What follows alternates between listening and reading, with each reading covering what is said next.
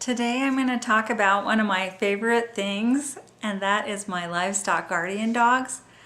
I do plan to sell livestock guardian dog puppies in the future. Right now my oldest dog is only just barely a year old, and so I'm going to have to wait till she's 2 before I breed her.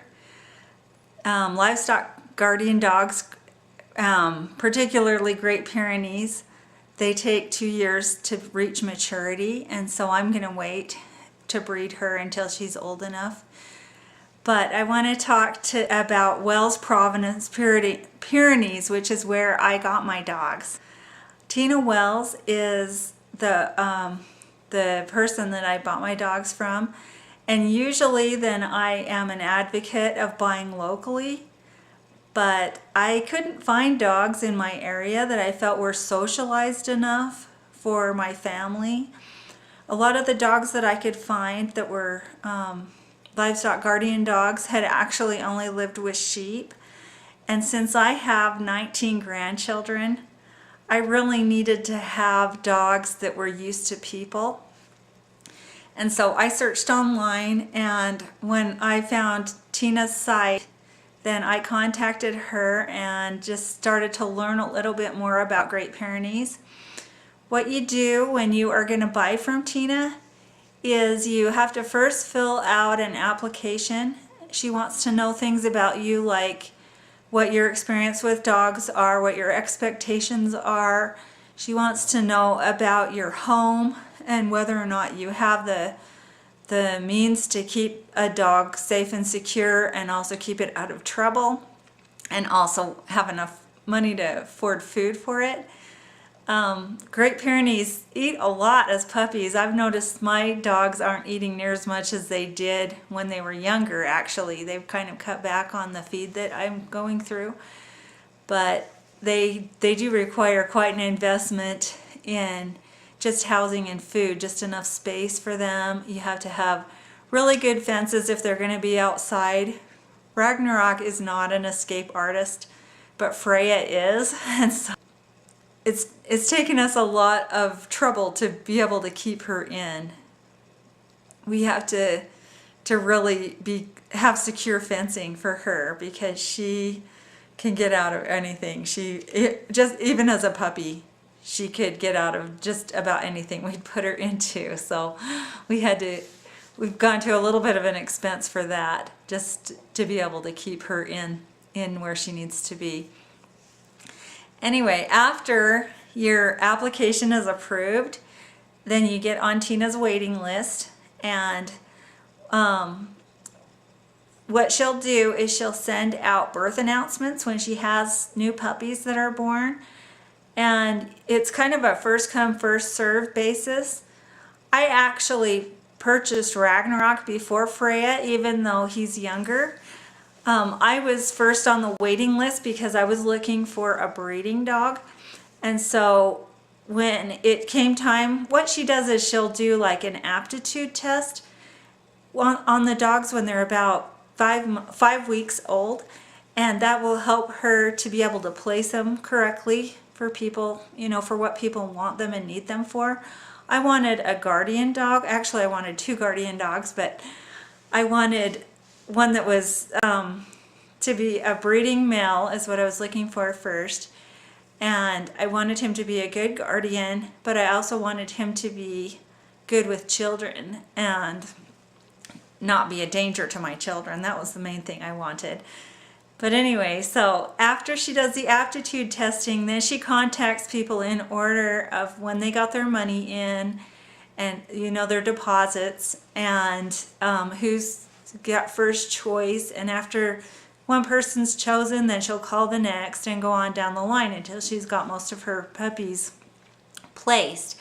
And then you have, I think, 2 or 3 weeks before you need to get the rest of your money to her, and also whatever fee it's going to cost to get them shipped to you. Mine had to come clear from Missouri to Utah, so it was quite a ways. But because I did end up getting 2, then the second dog traveled a little cheaper than the first. But anyway, how I got Freya, I saw Freya when she was still available for sale, and I wanted to get her. I got copies of her aptitude tests, and she did really well on them. She was actually kind of the last pick of the litter rather than the first, because when I first found Tina's site, Freya was her only badger female that she had at the moment, and I resisted putting a deposit on her because I knew that I was going to have to fly out of state to take care of my grandkids while my daughter was having a baby. And so Freya was purchased by another person, and then she had some problems, and so Tina ended up with Freya back again. And so I was actually tickled to be able to buy them both. And I've read things that said not to get 2 livestock guardian dogs at the same time because it's hard to train both of them, but I have not had that experience at all. To me, it's easier to train the 2 of them, and they have companionship. They've got another dog to back them up.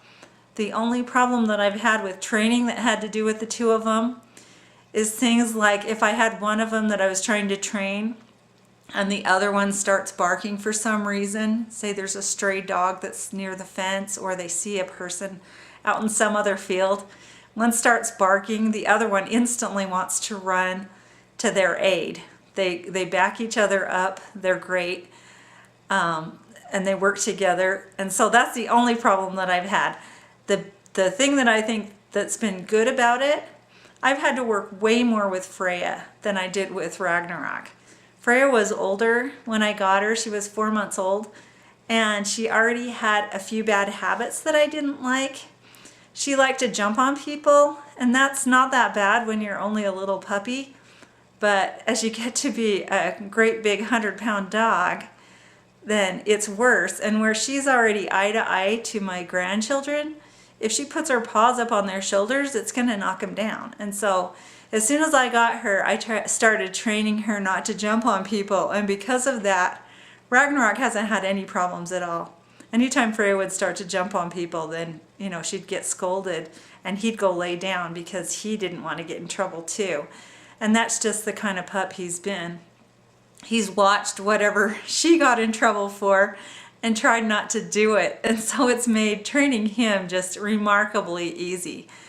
The only problem that I've had with him is just recently, then I've been trying to train him to guard chickens. And so to do that, I have to put a collar on him. And it's something that he's never had to have before. I've always just put a leash on Freya, and he'll just follow us around. He's never had to be restrained, and so having a collar on is really different for him. He thinks he's being punished just because he's got that collar around his neck.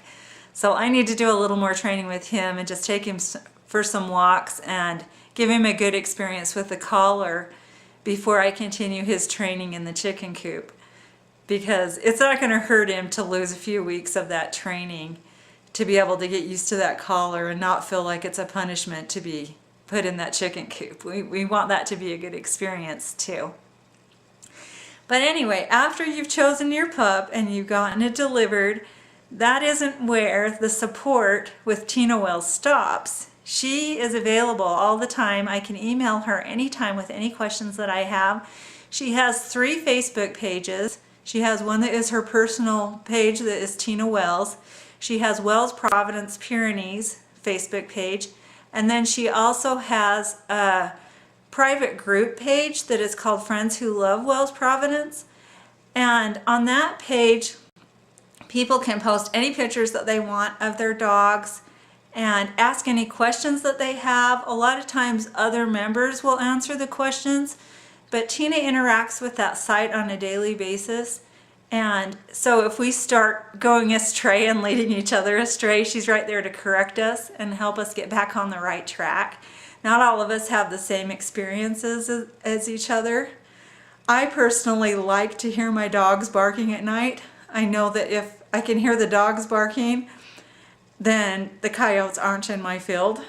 But some people find Great Pyrenees barking to be very disconcerting, especially if they have close neighbors. And so that's one thing that's often talked about on that site. Another one is feeding and other training issues. and also wellness issues. All kinds of stuff is discussed on that site, and there's support. And so I feel very confident that as I get closer to the stage of breeding my dogs, that I'm going to have Tina there to back me up and help me through any kind of problems that I have. She also has thousands of pictures between her sites of different puppies and dogs that she's raised, and there's pictures of them being trained as guardian dogs. There's pictures of new puppies, old dogs, every kind of dog you can imagine is on that site, and so you can look through and you can get all kinds of ideas.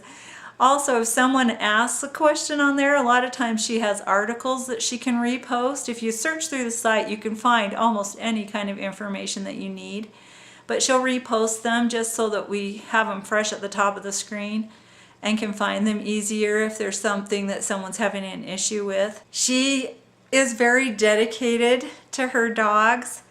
One thing that impressed me was I saw in there that when she has a large litter, then a lot of times then she'll take half the puppies out of the place where the mother is and keep them on a heating pad while the other half nurses.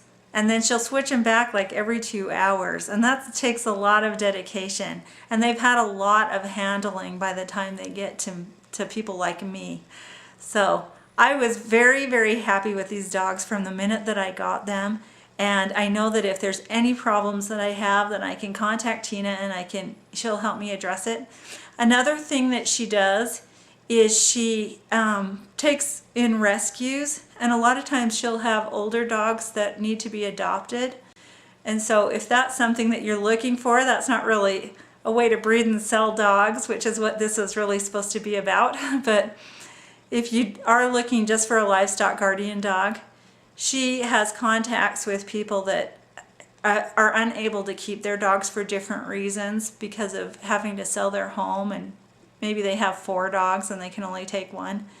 But anyway, she has dogs that can be adopted out that way as well. I was looking for breeders, and so that wasn't something that I needed at that time. But if I wasn't planning to breed, that would have been something that I would have been interested in. Because one thing I've found with these dogs is that a lot of it is instinct. They have an instinct to guard and protect other animals. And so I've just had a great experience with Great Pyrenees dogs.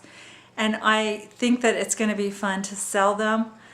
It's going to be a little bit stressful for me because I'm going to feel like I have an obligation to them as long as they live, just like Tina does. And so I'm going to have to get used to that. But I hope that you've enjoyed this video, and if you have, please give it a thumbs up and subscribe to my channel.